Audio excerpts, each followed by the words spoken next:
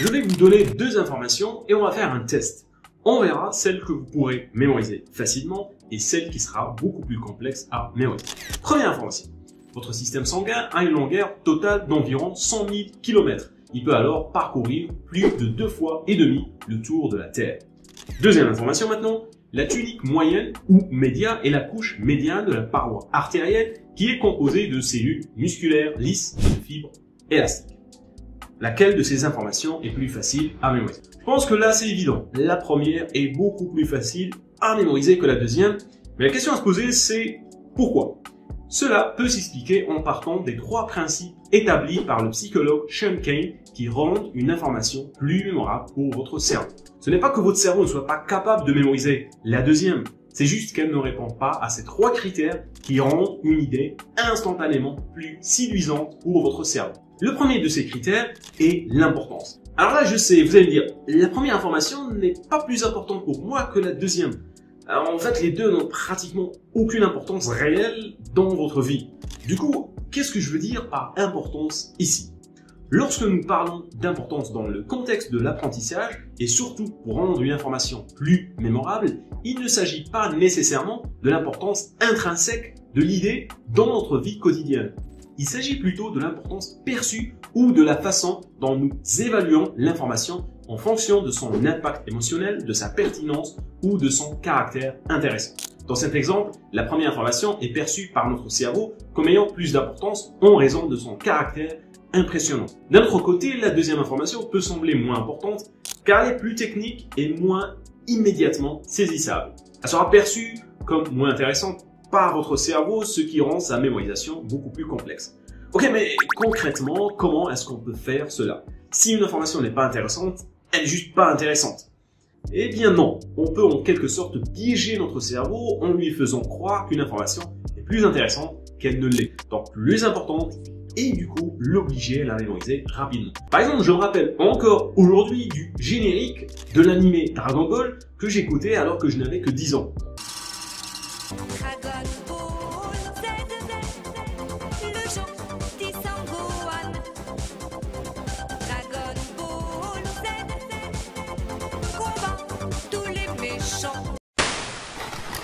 Bien que ça ne sert pratiquement à rien. Alors pour votre cerveau, l'importance peut être évaluée en termes de 3 points qui sont l'impact émotionnel, l'utilité et la pertinence. Il y a clairement un impact émotionnel dans l'information sur la longueur du système sanguin.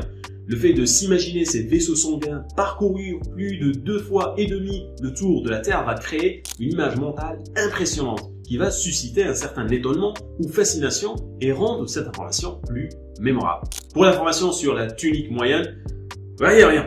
Aucune image, aucune fascination, donc aucune émotion et par conséquent votre cerveau n'en a rien à faire. Mais on peut tout de même le manipuler pour déclencher une émotion. L'impact émotionnel dans la première information vient de l'image qu'elle va évoquer dans votre esprit. Vous pourrez alors prendre la deuxième information et la transformer en image. Oui, mais comment faire ça?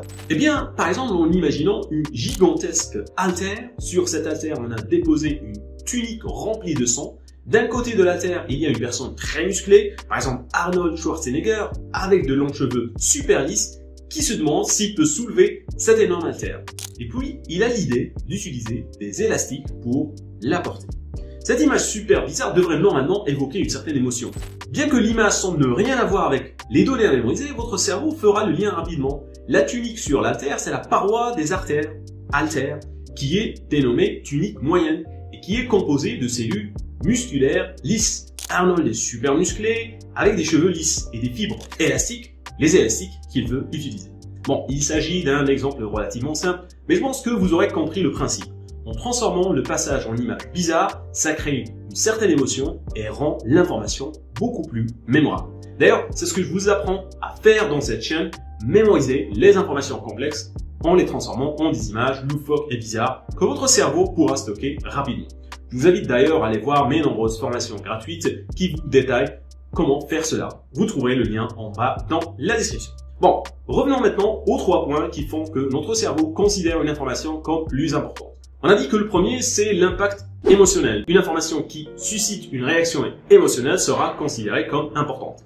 Et plus elle va évoquer des émotions positives, voire même négatives, intense, plus elle a de chances d'être perçue comme importante par notre cerveau.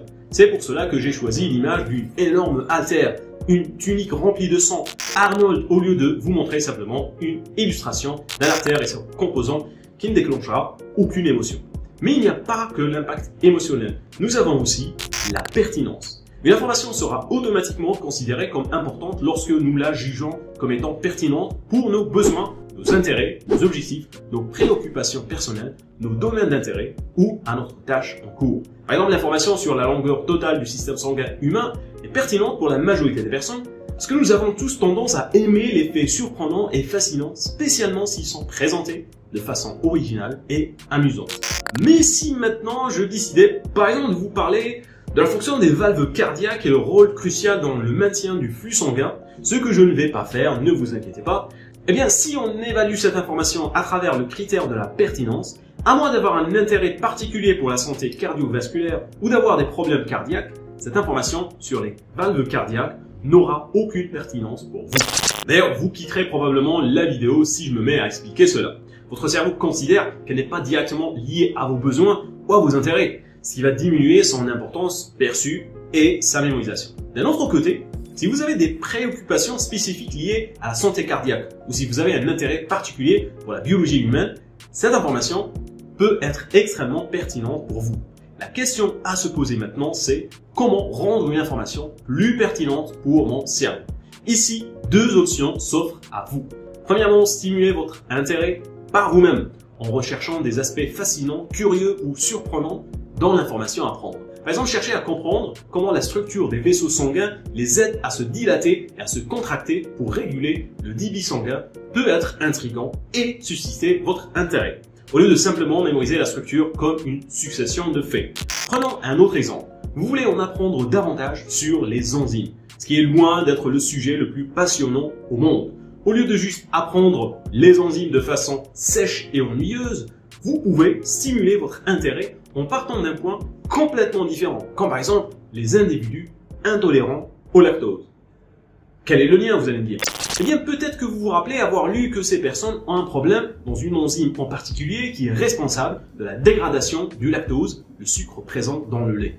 Vous pourriez vous demander comment cette enzyme permet à certaines personnes de tolérer le lait et les produits laitiers, tandis que d'autres éprouvent des symptômes d'intolérance au lactose. En reliant l'idée de l'enzyme qui en elle-même n'a aucune pertinence pour vous à des questions de santé, de digestion, d'alimentation, vous augmentez la pertinence de l'information, ce qui facilite sa mémorisation et sa compréhension. Deuxième option, faites le lien avec vos préoccupations personnelles en identifiant comment l'information peut être liée à vos préoccupations actuelles ou à vos défis quotidiens. Par exemple, si vous vous intéressez à la santé et le bien-être, vous pouvez trouver la pertinence en associant les bienfaits de l'exercice sur le système circulatoire et comment il va impacter sa structure et sa fonction, ou comment les enzymes impactent votre santé digestive et métabolique. En connectant les idées avec vos préoccupations personnelles, vous créez un lien direct entre l'information que vous souhaitez mémoriser et votre propre vie. Il y a un troisième moyen qui permet de rendre une information plus pertinente, et c'est d'ailleurs l'un des 3 points qui rendent une information importante en plus de l'impact émotionnel et la pertinence, c'est l'utilité. Les informations qui sont perçues comme utiles ou ayant une valeur pratique ont une meilleure chance d'être mémorisées. Lorsque votre cerveau perçoit une information comme étant non seulement pertinente pour vous, mais utile pour résoudre un problème, prendre une décision ou accomplir une tâche, il est plus enclin à la stocker dans votre mémoire à long terme. Pour faire croire à votre cerveau qu'une information a une utilité pratique, on pourrait se demander comment cette information peut être utilisée dans ma vie au quotidien. Est-ce qu'elle offre des pratiques ou des solutions à des problèmes courants? Votre cerveau sera beaucoup plus enclin à la considérer comme pertinente et à la mémoriser si elle répond à ces questions. Par exemple, toujours en lien avec le système circulatoire, on peut rendre l'information pertinente en établissant une relation entre l'exercice physique et la santé cardiovasculaire. Mais on peut aller encore plus loin. Au lieu de simplement apprendre que l'exercice est bon pour le cœur, vous pourriez vous intéresser à la manière dont l'exercice affecte la circulation sanguine, renforce les muscles cardiaques et améliore la santé globale du système circulatoire. Mais on peut aller encore plus loin en trouvant une utilité pratique à ce qu'on apprend. Vous pourriez également explorer des exercices spécifiques ou des programmes d'entraînement recommandés pour maintenir un système circulatoire en bonne santé. Ou pour les enzymes, vous pourriez chercher à voir comment améliorer leur fonction, action. Vous pourriez développer vos connaissances pour choisir les aliments riches en enzymes naturelles. Vous pourriez également vous renseigner sur les suppléments enzymatiques disponibles sur le marché et leur utilité. En établissant ces relations et en cherchant à trouver des utilisations pratiques, vous transformez une information abstraite et sans trop d'importance en connaissances concrètes qui peuvent avoir un impact direct sur votre vie. Cela renforce l'importance perçue de ces informations et facilite leur mémorisation. Alors ce n'est pas toujours facile à faire et des fois ça va demander un certain effort de recherche et d'exploration, mais les bénéfices en valent largement la peine. Pour faciliter ce processus, vous pouvez vous poser quelques questions clés comme comment cette information peut-elle être appliquée dans ma vie, quel avantage ou bénéfice puis-je en tirer, comment cela peut-il résoudre un problème ou répondre à un besoin spécifique que j'ai. Au début de la vidéo, je vous avais dit qu'il existe 3 critères qui rendent une information mémorable pour votre cerveau. Le premier étant l'importance, qui est de loin la plus importante, sans jeu de mots. Mais les 2 restants ont tout de même leur rôle à jouer. Le deuxième de ces critères, c'est les associations. Si on revient aux 2 informations que j'ai données au tout début de cette vidéo, la première était plus mémorable parce que plus facile à relier à vos connaissances préexistantes. La comparaison avec le tour de la Terre donne une référence familière et facilite l'ancrage de l'information dans la mémoire. En associant la longueur du système sanguin à quelque chose de connu, il devient plus facile de se rappeler de cette donnée. De plus, elle est formulée de manière qui force votre cerveau à établir des relations. L'utilisation de chiffres ronds tels que 100 000 km et l'utilisation de termes de mesure familiers comme 2 fois et demi le tour de la Terre renforce la mémorisation. Quand on parle d'association ici, c'est le fait d'établir des liens entre ce que vous connaissez déjà et ce que vous voulez apprendre. Plus vous pouvez faire d'associations et de connexions avec des concepts, des expériences ou des informations que vous connaissez déjà, plus il sera facile pour votre cerveau d'intégrer et retenir les nouvelles informations. Évidemment, ça va dans les 2 sens. Pour la deuxième information, il est plus difficile de créer des liens avec des connaissances préexistantes, à moins d'avoir une formation ou un intérêt particulier pour l'histologie ou la médecine. Tunique moyenne, fibres élastiques, cellules musculaires lisses ne sont pas des choses que votre cerveau pourra facilement rattacher à d'autres données. Cela dit, si vous vous rappelez de ce que j'ai fait tout à l'heure, et je pense que vous vous en rappelez, avec l'haltère, la tunique, Arnold et les élastiques, j'ai simplement établi une relation entre l'info à apprendre et les idées que je peux à la fois mémoriser et me représenter mentalement. Si la transformation d'informations en images vous semble encore un peu complexe, il existe d'autres moyens pour faciliter la création d'associations. Une approche en rapport aux images mais plus simple à mettre en pratique consiste à utiliser des supports visuels tels que des schémas, des diagrammes ou des illustrations pour représenter visuellement la structure histologique des vaisseaux sanguins.